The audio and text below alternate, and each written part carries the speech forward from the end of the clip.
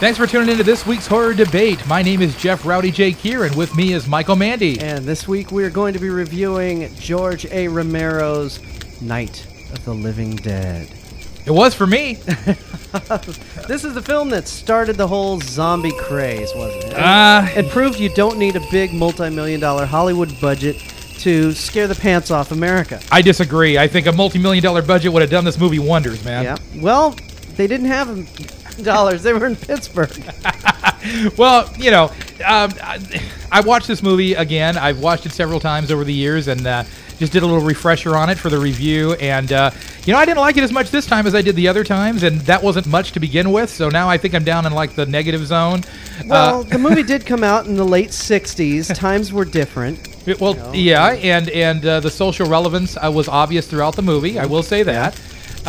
You know, with the different classes of people and things that were all mixed together during, you know, locked in this house, you know, trying to keep the zombies out, basically. But to be honest with you, you know, it bored the heck out of me, man. Really? It really did, from beginning to end. I mean, well, it didn't really bore me, but it just didn't excite me. Yeah. Well, what more can I say? I mean, I started watching the movie, and my wife and I sitting on the couch, and we're kind of looking at each other like, Well, it does have its slower pace points, but I mean, it starts out with a bang.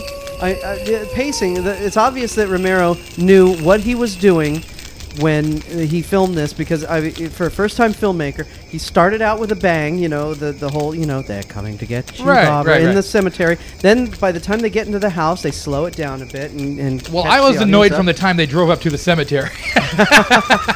I don't know. You know, my DVD copy, I'll grant you this, my DVD copy was one of the first ones that was released. I think it was one of, like, really the first DVDs that I bought, which was, like, when DVD first came out. So the transfer quality is horrible. I mean, absolutely horrible. But it is watchable. It's still in, like, a 4:3 frame. It wasn't clear, though. There was no sharpness to it. It was all kind of muddy. It looked like they played the VHS tape and hit record on their DVD recorder. They probably did. Yeah, that's what I think they did. Because this film got into the public domain because when they filmed it, it was under a different title, and when they changed it to Night of the Living Dead, they never copyrighted it as Night of the Living Dead. Right. So it dropped into the public domain. So that's why there are 18 million different companies who own this title, which is terrible. And they took a 16mm print of it, and that's what they've been burning copies of. And so everyone's going, oh, this movie is so great because it's so grainy and crappy looking. And no, he really filmed it on 35mm. I know, because I have that copy. Right. It's the one you all want to get, folks, the Millennium Edition. It shows a big giant tombstone on the front. Well, Tombstone. Yeah, exactly. But, you know, like I said, from the moment the movie started, who didn't want to slap Barbara?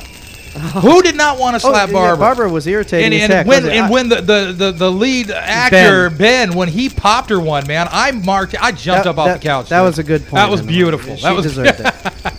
But, you know. That man grabbed him, and Johnny grabbed him, and Johnny, like, oh, shut up, Barbara. You know, when Johnny got eaten, that was one of my favorite parts, man. You know? We never saw Johnny get eaten. Well, it was implied. It was implied. It was implied. He was knocked out.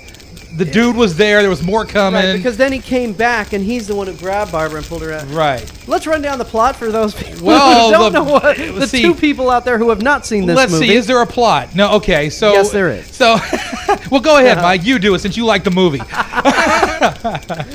Basically, they hadn't gotten the whole concept yet of the zombies thing, so it is implied that a satellite landed, and that's what's causing the recently dead to come rising.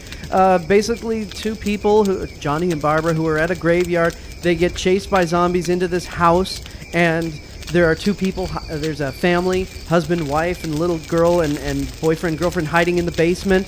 And they come up in the middle of the movie, and also but that's not the plot. African American. Basically, all these people hiding in this house trying to keep the zombies out. Yeah, and really, like I said, as I touched on before, the social part of it, where all these mixed different types of people are together, locked in a very stressful situation. You see the personalities come out of all these people, and it was really making a statement for. And this is the part I really liked about it. Probably the only part I really liked about it. We've got to go into the basement. It's the only safe place. Let's go into the damn basement. Exactly. The push and pull between the characters. I could care less about the zombies. The honest truth, the main part of the movie for me was watching the people interact with each other. Exactly. And it was a great. I liked it. It very much gave you a claustrophobic feel of these people trapped in this little room with terrible and sort of having to get along, around. even though they don't like each other. Oh no! Man, I reminds me hated of my Mr. fourth grade Cooper. class. I hated Mr. Cooper. Man. Oh, the best part of this film, like I said, George Romero knew what he was doing, even way back when in his career. Okay, spoiler warning. When the daughter. Spoiler warning, folks. When the little girl, and she's going after mom and she picks up that gardening spade, the little diamond-shaped thing, and with the light going back and forth. This is where black and white really works, because I've seen the 1990 version directed by Tom Savini in color, and it loses so much. This film would be different if it was colorized. I mean, please don't colorize this movie. With the sound when she's stabbing the mother, though, of like going into soil. Yeah. Okay. I mean, you get. I don't think anybody getting stabbed sounds like soil, so I had to laugh at that. But it was a cool sound, and then seeing the light go back and forth, and just seeing the mom's glazed face looking up at the ceiling, and it was kind of out of focus. Yeah, but what's the deal with that? I mean, okay, now the mom is laying on the floor. The little girl is taking like 10 minutes to get over to her with the weapon. Oh, it didn't take 10 minutes. Wouldn't you expect the mom to like do a nip up and clothesline the little girl or something? I mean, come on, knock that thing out of her hands. She was so freaked out that it was her little girl. I would be if my son came to me or my daughter came to me with a weapon. It's hey man, family values out the window. They're getting knocked out. Okay, hey, I've seen you knock out your kids when he had nothing in his hands. This is true. It's a hobby of mine. But anyway, no, I just some of that stuff just doesn't resonate with me. It takes you out of it, or it took me out of it, I should say. And you're not scared. It's kind of more, in my opinion, watching it today in 2006, almost like a parody of the zombie movie. Well, this is the film that set the rules. It started. There were no zombie movies before this movie. Well, yeah, but at least like later on they fight back. You know what I'm saying? Yes, the people also actually later on people began to fight back. Right. I mean, this was like Beaver Cleaver's mom. I mean, this was the early to mid '60s. Well, Ben was whooping him. I love that. He went outside. Here's the other funny thing. With the fire on the stick? I got to mention that. Okay. Exactly, the fire. Now this guy is putting like fire at torches and things. He's setting them on the grass. Now, there's grass all around this house. There's like no dirt from what I saw whatsoever, right? He's laying a torch down. Now, it would have caught that brush on fire. It would have burned down the whole house, and we would have had to find another set for the movie. Okay, now I noticed that like 3 or 4 times throughout the flick, and I'm like, he would have burned the freaking house down if he would have done that. What's up with that? Him and that lighter fluid catching the chair on fire. The chair on fire. Out in the middle of the front yard with the dry brush all around it. Oh, that was heading cool up when to the stairs. That was cool when to he the kicked wooden it. house. That was cool. I mean, come on, That was folks. cool when he kicked that chair and it did that tumble over down the stairs and landed upside down and the flames crept around it. I don't know, man. Oh, and then seriously, you never saw this stuff on the screen before. The zombies eating the people. It looked like a chicken leg, dude. It probably was a chicken leg. It looked like you straight out of a pot roast or something. It probably was a pot roast. I don't know. Yeah, was. And I have to take into context the year it was made, obviously, And at that time, I'm sure people were shocked.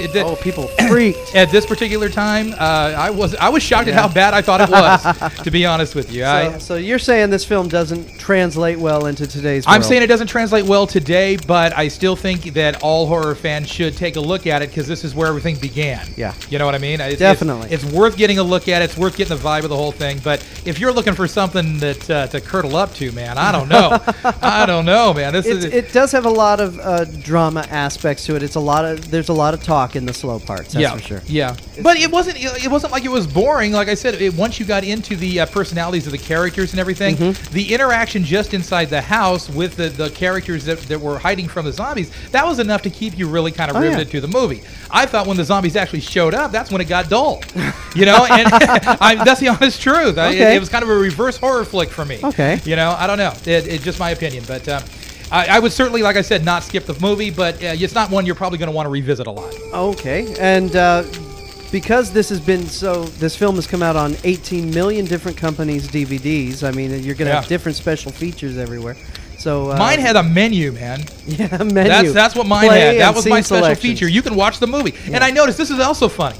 I'm sitting there watching this on supposedly, the best format out there at the time, DVD. Now, it was obvious this company did nothing to fix anything, okay? Their film jumped backwards. At one point, you watch the guy make a motion on screen, then he jumped back, made the same motion again, then the movie popped, and then it continued. I thought my disc skipped, you know, but it didn't. It's actually the way the film was mastered. Maybe their laser disc or something. They got it from a laser disc. I don't know where they got. I think the actual film was just jacked, man. When they put it onto DVD and they looked at it and said, "Oh, we can sell this for $10." Well, I'll show you where to find the Millennium Edition of this, and it comes with a really funny little short film, parody film called Night of the Living Bread. It might be another millennium before I go back and watch this thing again, dude. I don't know if I'm going to need that. No, but on my Millennium Edition, it's taken from the 35mm cut, and the picture is really clear. Was it widescreen? No, it was still 4:3. But it was nice and clear. Right, it was crisp. How many stars, Jeff? This is a tough one because for what it is, I should say, it's not very high. Okay, just the actual film itself, not very high. I think I'm going to give it 2 stars. Okay, but let me say this again: don't let that blow your mind and say, I don't want to watch this film, okay? Because you should, if you're a fan of this genre in any way, shape, or form. This is the movie that started it all, and you can see points of brilliance in this movie. For myself and my personality and what I look for in a horror movie, this did not cut it. But that doesn't mean it's not going to cut it for other people. So just wanted to put that in there as a disclaimer so everybody's not going, hey, you're dissing George Romero's Night of the Living Dead, you know? Dude, that's a classic. How can you do that? It's a classic, but it's not my cup of tea. I'm just going to leave it at that. It's a classic for me, and I give it a couple points for just historical value, and I'm going to give it a 4. All right. All right, I'm Michael Mandy. He's Rowdy Jeff. We'll see you next time at the Horror Debate.